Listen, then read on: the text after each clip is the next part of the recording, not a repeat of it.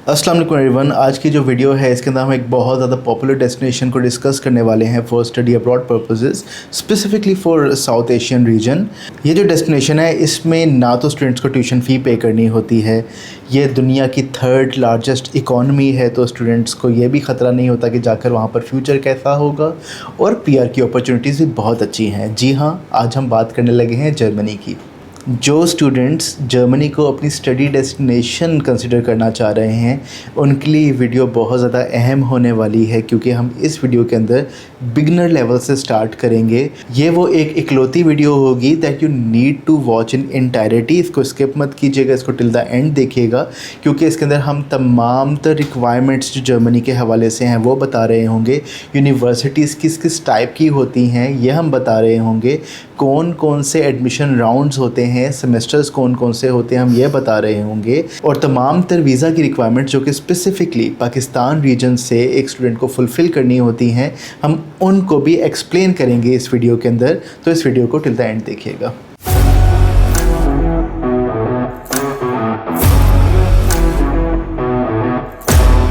सबसे पहले हम बात करते हैं इनटेक्स के बारे में।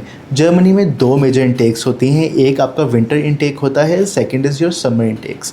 विंटर इनटेक्स के अंदर जो आपकी एप्लीकेशंस हैं वो मार्च में स्टार्ट हो जाती हैं और क्लासेस अक्टूबर में ड्यू होती हैं, और जो समर इनटेक होता है उसके अंदर जो डेडलाइंस हैं वो आपकी सितंबर में स्टार्ट हो जाती हैं और क्लासेस मार्च से अप्रैल के अंदर स्टार्ट हो रही होती हैं। अब एक बात जो इसके अंदर गौर तलब है वो ये है कि दोनों इनटेक्स के अंदर, विंटर और समर इनटेक्स के अंदर, डेडलाइंस जो है वो university to university and course to course vary कर रही होती हैं। तो जब आप अपने कोर्स के लिए रिसर्च कर रहे होंगे तो then you have to look for the deadlines जो कि आप पर स्पेसिफिकली एप्लीकेबल होंगी। इसके बाद हम आ जाते हैं यूनिवर्सिटीज़ किस किस टाइप की होती हैं जर्मनी के अंदर। First is your public funded universities and the second one is your private universities.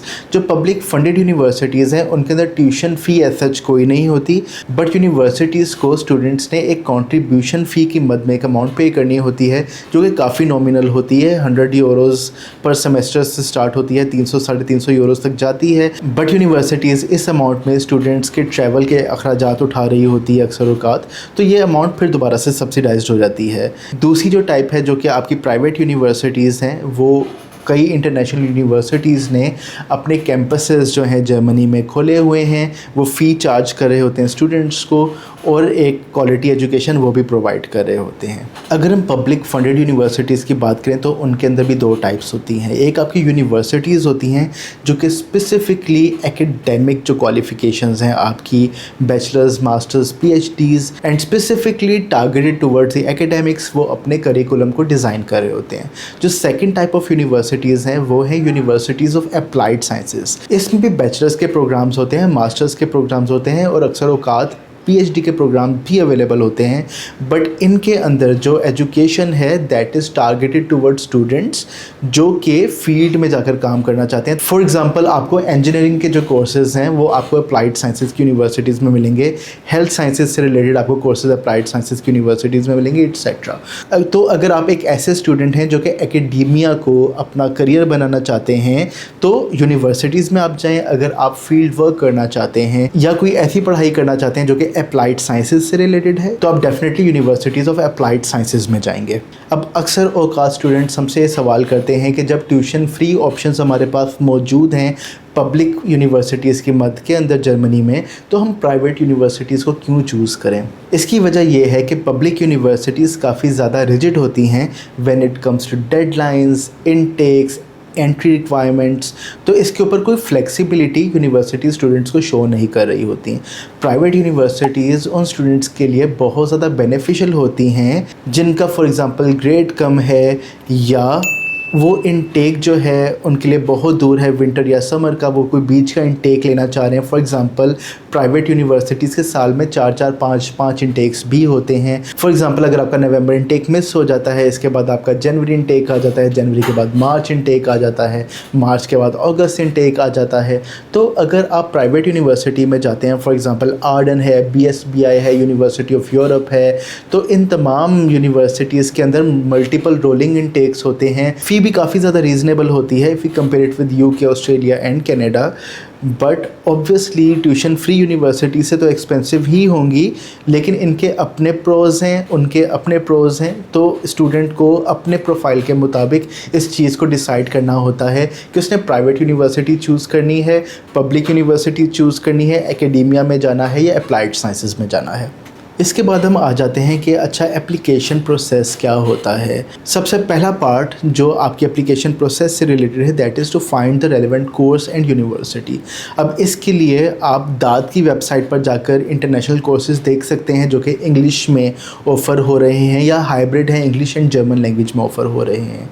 इसके अलावा यूनी असिस्ट के नाम से एक पोर्टल है specifically design for German universities. आप वहाँ पर जाके अपना कोर्स ढूंढ सकते हैं, और अगर आपको आइदर दाद या यूनी असिस्ट में अगर कोई कोर्स मिलता है, you have to look at the fact कि अप्लाई कैसे करना है। कुछ यूनिवर्सिटीज़ डायरेक्ट एप्लीकेशंस ले रही होती हैं, कुछ यूनिवर्सिटीज़ कहती हैं कि आप यूनी असिस्ट के थ्रू ही अप्लाई करें, जिस तरह से यूके में यूकैस होता है। यूनिवर्सिटीज़ बैचलर्स लेवल प्रोग्राम में कहती हैं कि आप यूकैस के थ्रू ही अप्लाई करें, हम डायरेक्टली एप्लीकेशंस नहीं लेते। सिमिलरली जर्मनी में भी ऐसा होता है कि यूनिवर्सिटीज़ या तो आपको कहती हैं कि डायरेक्टली अप्लाई करें या यूनी असिस्ट के थ्रू अप्लाई करें। अभी हमने दाद का जिक्र किया कोर्स सर्चिंग के लिए। आपने दाद का शायद पहले भी नाम सुना हो, दाद स्कॉलरशिप के नाम से। दाद स्कॉलरशिप एक सेपरेट फंडिंग अपॉर्चुनिटी है इंटरनेशनल स्टूडेंट्स के लिए, जिसके अंदर स्टूडेंट्स को स्टाइपेंड मिल रहा होता है जर्मनी में जाकर पढ़ने का।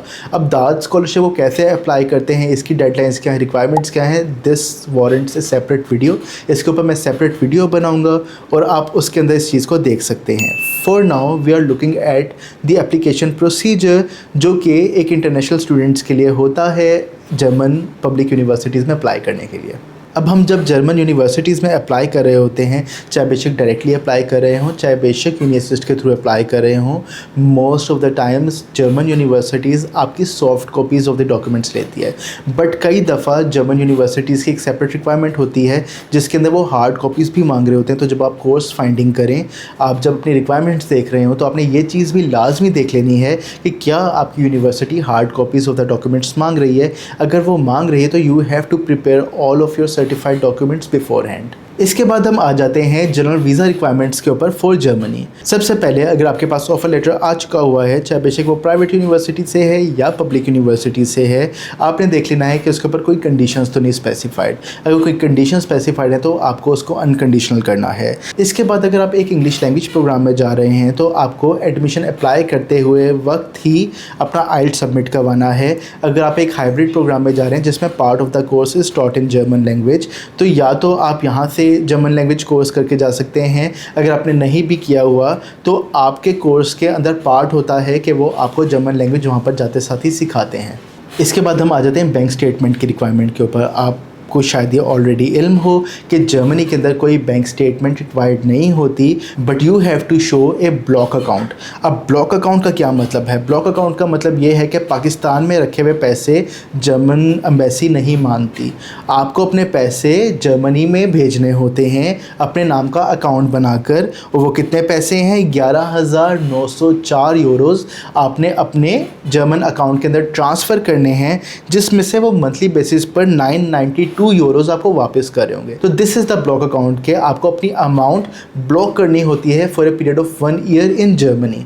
आपको पैसे वहाँ पर भेजने हैं और वो आपको माहाना खर्चा एक तरह से वहाँ पर दे रहे होंगे टू मेक श्योर कि स्टूडेंट वहाँ पर जाके डिफ़ॉल्ट ना कर रहा हो, या इस वजह से वापस ना उसको आना पड़े कि उसके पास वहाँ पर रहने के पैसे नहीं रहे। अब ब्लॉक अकाउंट आप डिफरेंट प्रोवाइडर्स के थ्रू बनवा सकते हैं। फिनटीबा काफ़ी मशहूर है, एक्सपेट्रियो काफ़ी ज़्यादा मशहूर है, और भी डिफरेंट प्रोवाइडर्स हैं। आप देख सकते हैं किसी क्या एफिकेसी है, उसके मुताबिक जो भी आपको फिजिबल है आप वो प्रोवाइडर चूज़ करके अपना ब्लॉक अकाउंट ओपन करवा सकते हैं। ये बात काफ़ी स्टूडेंट्स को हाउएवर नहीं पता कि आप अपने ब्लॉक अकाउंट की रिक्वायरमेंट को वेव भी करवा सकते हैं। ये रिक्वायरमेंट वेव तब होती है अगर आपका एक बहुत क्लोज रिलेटिव जर्मनी रह रहा है और वो अगर वहाँ पर इस बात की अंडरटेकिंग ले कि वो आपका ख़र्चा वहाँ पर रहकर उठाएगा, तो इन दैट केस आपके ऊपर से ब्लॉक अकाउंट रखवाने की जो रिक्वायरमेंट है वो ख़त्म हो जाती है। अटेस्टेशंस इसके अलावा कौन कौन सी जर्मनी के लिए चाहिए आप लोग को ऑलरेडी पता है फ्रॉम माई प्रीवियस वीडियो। अगर आपने देखी हुई है यहाँ पर मैं उसका कार्ड पिन कर दूंगा, जिसके अंदर मैंने बात काफ़ी स्पेसिफिकली बताई हुई है कि आपके जो मैट्रिक इंटर के डॉक्यूमेंट्स हैं वो आपको IBCC से अटैच करवाना बहुत ज़रूरी है।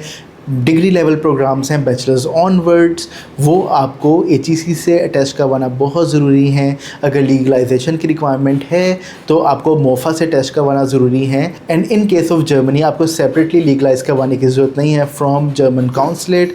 आप ये काम सिर्फ और सिर्फ मोफा की अपोस्टिल के थ्रू भी करवा सकते हैं। अगर हम पाकिस्तानी स्टूडेंट्स की बात करें जो कि जर्मनी जाना चाह रहे हैं, उनके लिए बहुत ज़्यादा अहम इन्फॉर्मेशन ये है कि अगर उनका ताल्लुक बलूचिस्तान या सिंध से है तो उनको कराची काउंसलेट लगता है। अगर वो पंजाब से हैं, इस्लामाबाद से हैं या KPK से हैं या कश्मीर से हैं तो उनको फिर इस्लामाबाद काउंसलेट लगता है। अब दोनों काउंसलेट्स की जो अपॉइंटमेंट की रिक्वायरमेंट है वो फ़र्क है।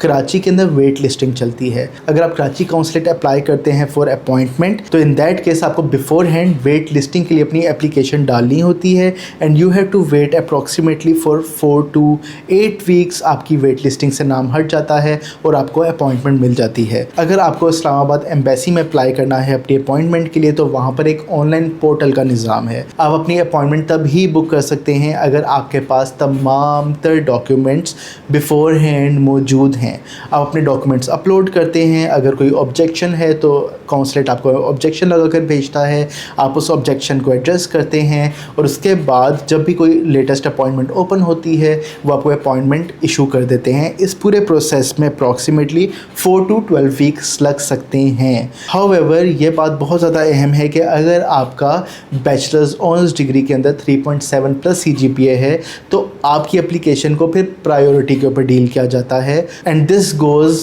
Both for the Karachi consulate and the Islamabad consulate. In that case अगर आपका CGPA 3.7 से अबव है तो आपको 4 to 12 वीक्स वेट नहीं करना होता। आपकी अपॉइंटमेंट 1 to 2 वीक्स में भी आ जाती है। जर्मन काउंसलेट जो कि इस्लामाबाद में है, इसके ऊपर भी हमने एक बहुत तवील वीडियो बनाई हुई है कि इसकी अपॉइंटमेंट का क्या प्रोसीजर है, हमने स्टेप बाय स्टेप बताया हुआ है और हम उस वीडियो को भी इस वीडियो के अंदर जो है पिन कर देंगे। आप ज़रूर देखिएगा ताकि आपको इस बात का कंप्लीट आइडिया हो जाए कि अगर आप पर इस्लामाबाद एम्बेसी जो है अप्लाई होती है तो आपने किन प्रोसीजर से गुजरना है in order to get the appointment swiftly. इसके बाद हम आखिरी सवाल के ऊपर आ जाते हैं जो कि हर स्टूडेंट हमसे पूछता है कि डिपेंडेंट्स जर्मनी में अलाउड हैं या नहीं हैं। जर्मनी में डिपेंडेंट्स अलाउड हैं but you can not apply along side the main applicant.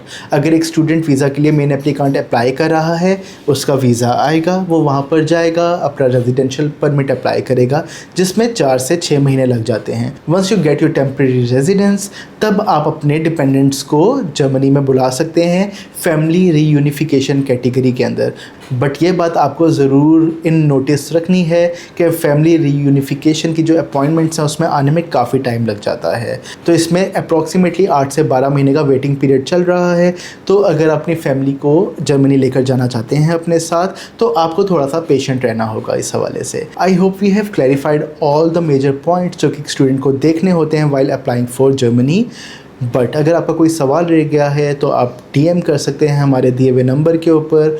आप हमें कमेंट के अंदर पूछ सकते हैं। इस वीडियो की डिस्क्रिप्शन के अंदर हमारी वेबसाइट का भी लिंक है, हमारे कॉल बैक फॉर्म का भी लिंक है। अगर आप उस कॉल बैक फॉर्म को फिल आउट कर लेंगे तो हमारा काउंसलर आपसे ज़रूर रब्ता करेगा। बाकी जो दूसरे इंपॉर्टेंट लिंक्स हैं लाइक यूनी असिस्ट, दाद कोर्स सर्च और जो है अपने अपॉइंटमेंट कैसे लेनी है फॉर इस्लामाबाद एंड कराची, तो इन सब के भी लिंक्स हम यहाँ पर आपको डिस्क्रिप्शन के अंदर दे देंगे ताकि आप ख़ुद इस चीज़ को ऊपर रीड अप कर सकें और एक इन्फॉर्म्ड डिसीजन ले सकें। अगर इस वीडियो ने कोई वैल्यू ऐड आपकी लाइफ में की है, अगर आपको कुछ सीखने का मौका मिला है या आपके कुछ सवालात इस वीडियो में हमने एड्रेस किए हैं तो इस वीडियो को ज़रूर लाइक कीजिएगा, हमारे चैनल को सब्सक्राइब कीजिएगा ताकि इस वीडियो की रीच बढ़ सके और हम और लोगों की भी हेल्प आउट कर सकें। Thank you very much.